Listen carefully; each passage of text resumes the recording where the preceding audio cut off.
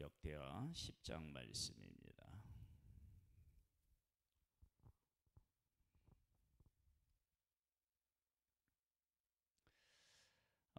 솔로몬 왕이 죽은 후에 그의 아들 르호보암이 이스라엘의 왕이 되는 과정을 오늘 본문에서 볼 수 있습니다. 솔로몬은 시작할 때는 정말 귀하게 왕위를 이어받았습니다. 그가 지혜를 하나님 앞에 구했을 때 그 지혜를 구하는 그 믿음, 지혜를 구하는 지혜, 그것을 우리가 살펴보면 솔로몬이라고 하는 사람이 하나님에게 어떤 큰 은혜를 입었는지를 알 수 있어요. 솔로몬이 고백한, 왕이 되면서 고백한 것, 크게 세 가지가 있습니다. 그중 하나는 다윗 아버지의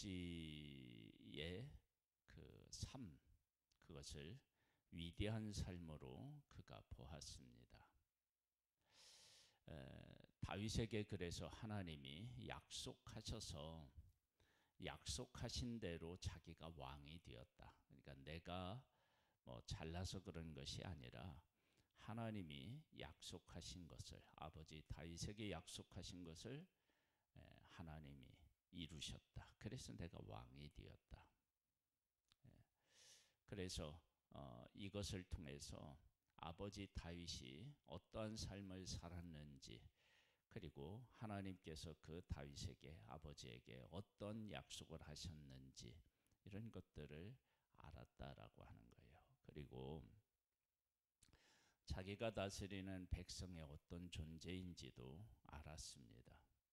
어떤 존재였느냐 그러면 하나님께서 아브라함을 불러서 하늘에 별같이 많게 하시겠다고 했고 그 후손을, 그리고 바다의 모래, 땅의 티끌같이 많게 하시겠다고 하셨는데 그 하나님의 약속이 이루어진 것, 그것이 바로 내가 통치해야 할 백성이다 라고 고백을 했습니다. 그러니까 내가 왕이 된 것도 약속, 백성도 약속.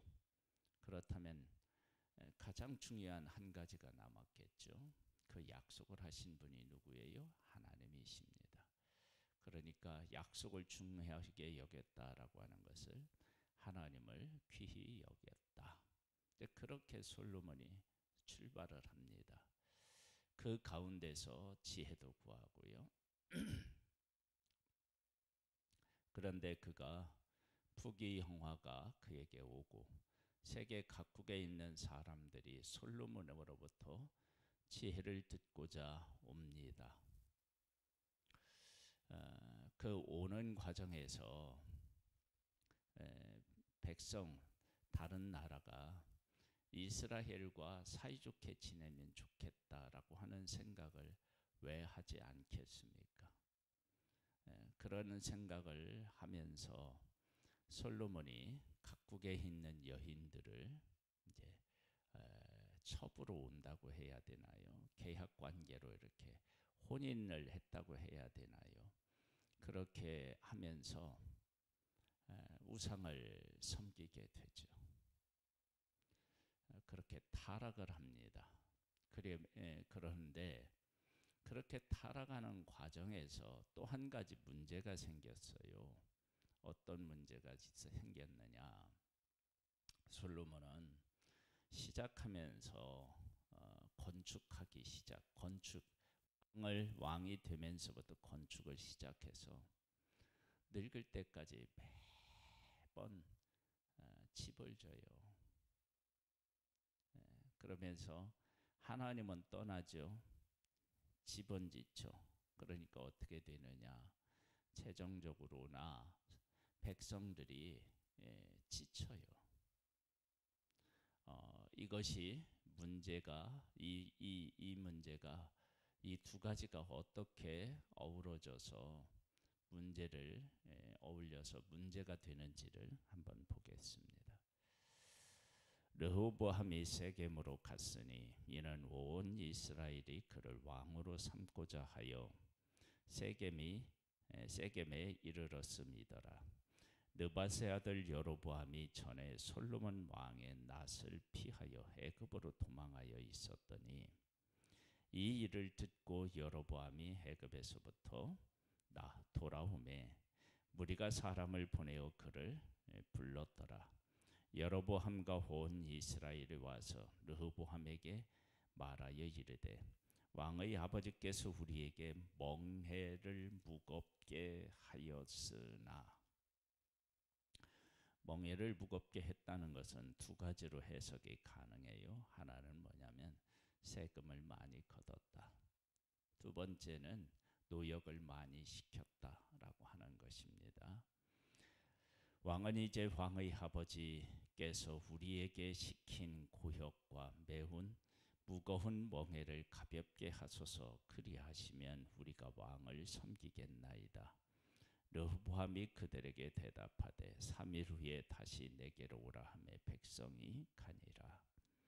르호보암 왕이 그의 아버지 솔로몬의 생전에 그 앞에 모셨던 원로들과 의논하여 이르되 너희는 이 백성에게 어떻게 대답하도록 권고하겠느냐 하니 그들이 대답하여 이르되 왕이 만일 이 백성을 후대하여 기쁘게 하고 선한 말을 하시면 그들이 영원히 왕의 종이 되리이다 하나, 왕은 원로들이 가르치는 것을 버리고 그 앞에 모시고 있는 자기와 함께 자라난 젊은 신하들과 의논하여 이르되 너희는 이 백성에게 어떻게 대답하도록 권고하겠느냐.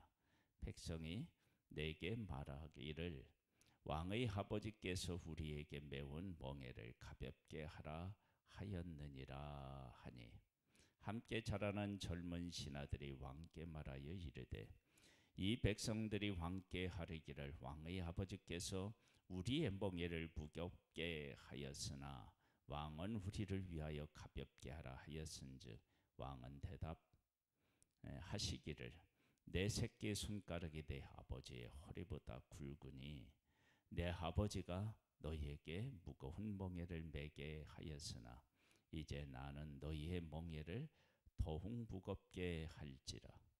내 아버지는 가죽 채찍으로 너희를 치셨으나 나는 전갈 채찍으로 하리라 하소서 하더라. 3일 후에 여로보암과 모든 백성이 르호보암에게 나왔으니 이는 왕이 명령하여 이르기를 3일 만에 내게로 다시 오라 하였습니다. 왕이 포악한 말로 대답할세 르호보암이 원로들의 가르침을 버리고 젊은 신하들의 가르침을 따라 그들에게 말하여 이르되 내 아버지는 너희의 멍에를 무겁게 하였으나 나는 더 무겁게 할지라. 내 아버지는 가죽 채찍으로 너희를 치셨으나 나는 전갈 채찍으로 치리라 하니라. 왕이 이같이 백성의 말을 듣지 아니하였으니 이 일은 하나님께로 말미암아 난 것이라. 여호와께서 전에 실로 사람 아히야로 하여금 느밧의 아들 여로보암에게 이르신 말씀을 응하게 하심이더라. 이런 일은 어디에서부터 사실은 근거하느냐 그러면 솔로몬의 삶, 그가 이방 여인들이 가져온 우상들을 섬기면서 생긴 일입니다. 다윗은 하나님의 뜻대로 그가 살아서 아들 솔로몬에게 가장 영화롭고 가장 존귀한 나라를 물려주었고 지혜로운 아들이 그 자기를 이어서 나라를 다스려서 부귀와 영화를 누리게 했는데 솔로몬은 그 부귀와 영화를 받아 살아가면서 타락하여서 아들에게 이렇게 분단될 수밖에 없는 그런 나라를 물려주었다는 것입니다. 그런데 물려주었는데 그러면 르호보암이라고 하는 그 아들이 백성이 와서 이야기할 때 이게 이제 여호와로 말미암아서 그렇게 됐다라고 하지만 르호보암이 하나님의 말씀 안에 바르게 섰다 그러면 내가 휘둘리지 않는 거예요. 마치 이런 거와 같아요. 다윗이 밧세바의 아내를 범했어요. 그 범한 일이 그 암논이 다말을 범하는 일이 생기고 그리고 압살롬이 반역하는 일이 생기고 이런 것들이 다 누구냐면은 다윗이 우리아의 아내를 범해서 일어난 일이라고요. 그러면 다윗의 아들들이 다윗이 범죄했다고 다 그렇게 타락하느냐? 그건 아니에요. 그러니까 어떤 사람은 그 영향을 강하게 받는 사람이 있고 어떤 사람은 그 영향과 좀 거리가 있는 사람이 있단 말이죠. 그래서 우리는 어떤 상황에 전혀 영향을 받지 않을 수는 없지만 우리가 믿음에 굳게 서면 그 영향에서 자유로울 수 있다는 것입니다. 예수님이 십자가를 지실 때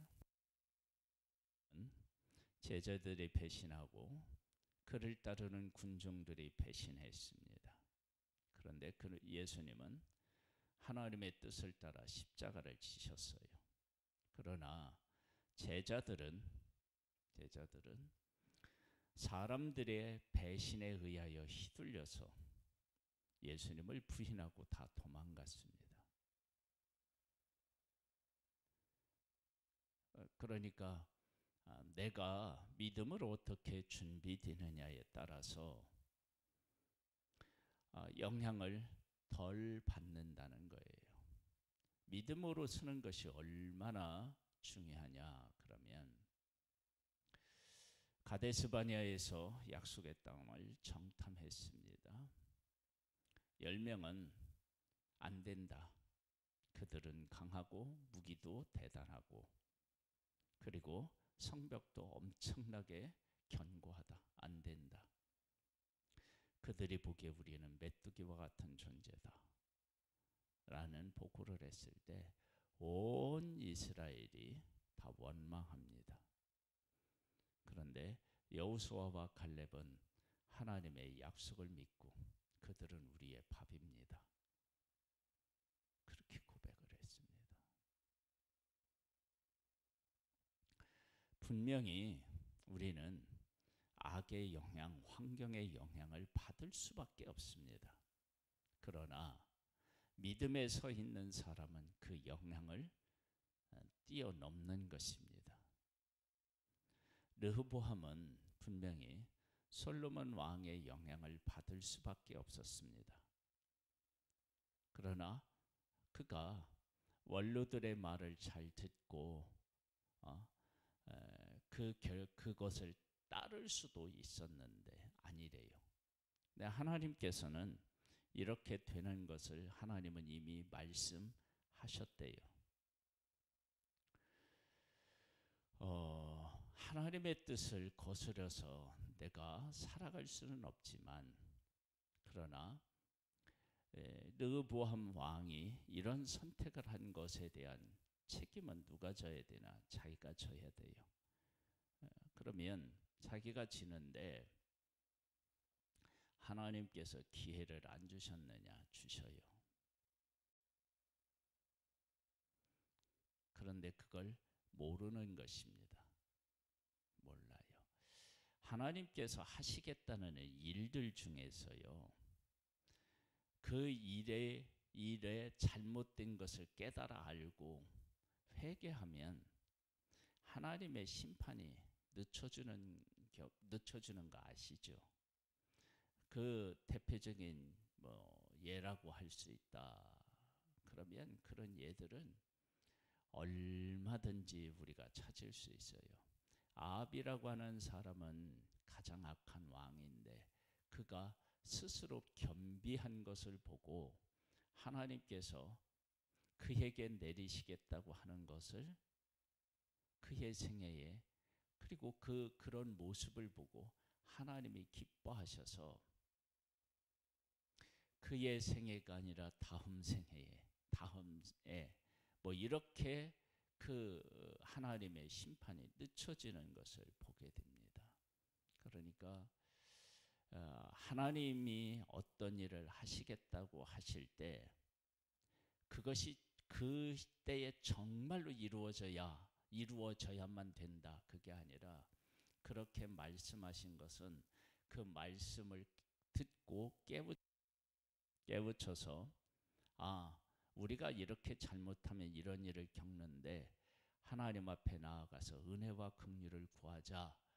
그걸 하나님은 진짜 원하셨던 거예요. 그렇게 해서 하나님 앞에 나오면 하나님이 어떻게 하시느냐, 그렇게 하시겠다고 해도 다음에, 왜냐하면 하나님은 이스라엘을 남북으로 가르는 것이 목적이 아니에요.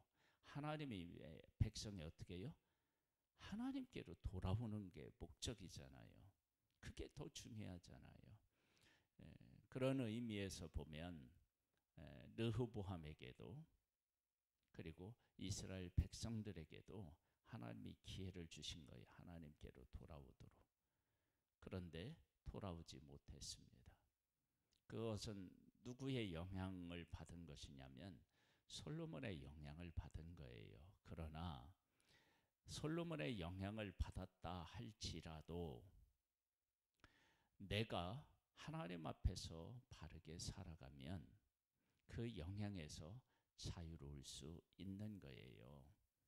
그러니까 하나님께서 정말로 남과 북으로 갈라놓으리라, 어떤 일이 있어도 그게 아니라 그렇게 하시겠다라고 하는 하나님의 일하심을 듣고 그들이 정신을 차려서 회개하고 하나님에게로 돌아오면 그들의 삶이 어떻게 해요? 바뀌게 된다고요.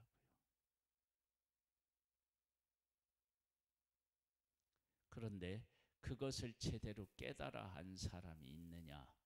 없어요. 물론 원로들은 이스라엘 백성들의 그 고충을 알고 있었고 그래서 그렇게 해야만 된다라고 조언을 했지만 르호보암이 결국은 듣지 않았죠. 그러니까 르호보암 왕은 아버지의 불신앙의 요술을, 불신앙을 그대로 받은 사람인 거예요.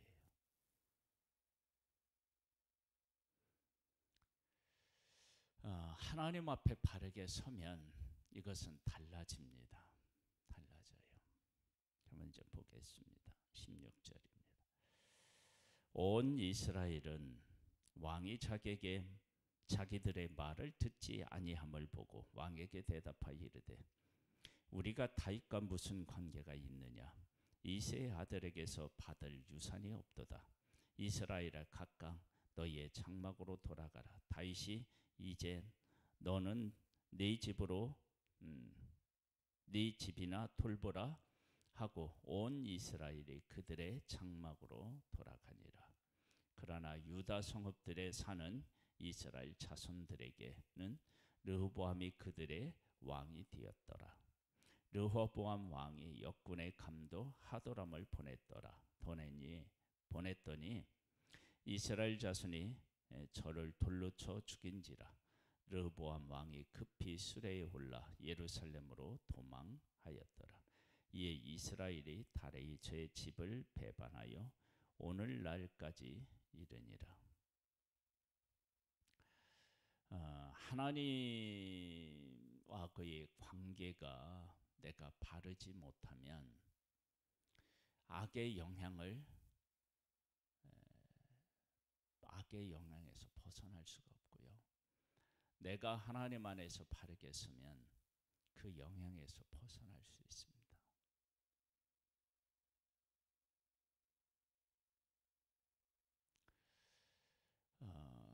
다윗을 예로 든다면 다윗은 집에서도 시험될 일이 많았고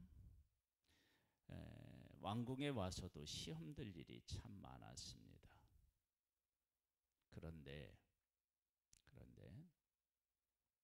다윗은 하나님이 기름 부은 사람, 하나님께서 내 아버지로 세우셨다. 그 하나님이 하신 일을 귀중히 여겨서 그 시험을 이깁니다. 다윗이 밧세바를 범하게 되었을 때 그 죄에 대해서 영향을 받은 사람들이 있습니다. 압살롬이 그랬고요. 압살롬이 편에 선 사람들이 그랬습니다. 그리고 나중에는 아도니아가 또 반역하는데요. 아도니아 편에 선 사람이 또 그랬습니다. 근데 끝까지 다윗 편에 선 사람이 있었습니다. 그것이 바로 내가 믿음으로 살아서 믿음 안에 거하느냐에 따라서 달라지는 것입니다. 하나님은 무슨 일을 어떻게 하시겠다고 말씀하시고 그대로 하시는 분이십니다. 그런데 그 하나님의 마음을 정확하게 이해하고 하나님의 뜻을 추구하게 되면, 따르게 되면 하나님은 본질적인 것을 위해서 그렇게 하시겠다고 하셨기 때문에 얼마든지 하나님의 뜻을 돌리십니다. 이건 돌리시는 게 아니라 그 일을 위해서 그렇게 하신 것입니다. 우리가 그것을 바르게 이해할 수 있어야 합니다. 이 예를 들고 마치겠습니다. 하나님께서 하나님의 백성이 애굽에 있을 때 뭐라고 하셨느냐? 내 백성을 보내라. 그들이 나를 섬길 것이니라. 이것이 하나님이 하시고자 하는 가장 중요한 거예요. 애굽 사람들이 이스라엘을 괴롭혔다고 하나님께서 처음에 가자마자 막 이스라엘 백성, 애굽 사람들을 막 치시고 재앙을 내리신 게 아니에요. 말씀으로. 내 백성 보내. 그들이 나를 섬길 거야. 그 이야기를 듣고 보냈으면 애굽에 재앙이 있었을까요? 없었을까요? 없었죠. 하나님은 말씀으로 하신 거예요. 제일 중요한 게 뭐예요? 이스라엘 백성이 하나님의 백성이라는 거야. 그걸 인정하라는 거야. 그걸 인정하면 어떻게 되느냐? 애굽 사람들이 이스라엘을 내 백성으로 총으로 삼을 수가 없는 거예요. 보내야 되는 거예요. 그런데 안 했어요. 그리고 하나님이 한 번에 애굽 사람들을 다 심판한 게 아니고 한 가지를 해요. 그리고 나서 또 뭐라고 말씀하셔요? 내 백성을 보내라. 그들이 나를 섬길 것이다. 그렇게 얘기하시잖아요. 그러면 첫 번째 재앙이 있었을 때 보냈으면 두 번째부터 10번째까지는 아니었다고요. 그런데 그들이 하나님을 향한 믿음이 전혀 없었기 때문에 하나님의 그 심판을 피할 수가 없었습니다.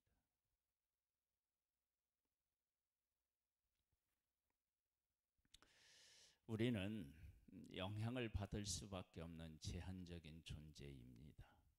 그러나 믿음은 믿음에 굳게 서면 그 영향으로부터 자유로울 수도 있습니다. 르호보암은 아버지의 죄에서 자유롭지 못해서 그 영향을 받아서 10지파를 신하에게 빼앗기고 말았습니다. 하나님은 하나님의 백성을 둘로 갈라놓는 것이 목적이 아니라 하나님 앞에 죄를 지었고 이 죄를 해결하려면 하나님의 뜻을 다시 추구하고 그 헤아려서 추구하는 그 삶이 필요하다. 그것을 하나님은 말씀하신 거예요. 우리의 삶에도 이런 일들을 겪게 될 때 믿음 안에 굳게 서서 하나님의 뜻을 추구해서 영향으로부터 자유롭고 하나님이 정말로 이루시고자 했던 것을 이룰 수 있게 되기를 주님의 이름으로 축복합니다. 하나님 아버지, 하나님께서 아브람을 부르셨습니다. 그의 후손에게 거룩할 것을 요구하셨습니다. 그리고 이방인들에 대해서는 어떻게 하나님이 말씀하셨느냐? 아브라함으로 말미암아 복을 얻을 것이라 그렇게 말씀하셨습니다. 이것은 하나님의 백성의 거룩함이 이방인들에게도 전해져서 그들도 하나님에게로 돌아오기를 바라는 마음이 하나님에게 있으셨다라고 하는 것입니다. 그런데 성경 많은 부분에 하나님께서 하나님의 백성과 이방인을 갈라 놓으신 것을 볼 수 있습니다. 이것은 갈라 놓는 것이 목적이 아니라 거룩함을 유지하기 위함이며 거룩함으로 그들을 다시 품기 위한 것입니다. 이런 사실을 우리가 이해하게 된다면 우리는 하나님이 말씀하신 것에 대한 해석을 다르게 할 수 있습니다. 우리가 지금 하나님을 아버지라 부르고 이렇게 하나님께 기도하는 모습은 구약 이스라엘 백성들의 모습에서는 정말 받아들이기 어려운 일이었지만 하나님은 이미 예수 그리스도를 약속하시고 온 인류를 구원할 계획을 가지고 아브라함을 선택하신 것을 우리는 압니다.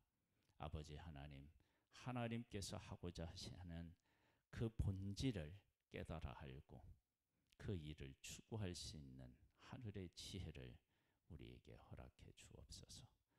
예수님의 이름으로 기도드립니다. 아멘. 하늘에 계신 우리 아버지여, 이름이 거룩히 여김을 받으시오며 나라에 임하옵시며 뜻이 하늘에서 이룬 것 같이 땅에서도 이루어지리이다. 오늘날 우리에게 유할 양식을 주옵시고 우리가 우리에게 죄 지은 자를 사하여 준 것 같이 우리 죄를 사하여 주옵시고 우리를 시험에 들게 하지 마옵시고 다만 악에서 구하옵소서.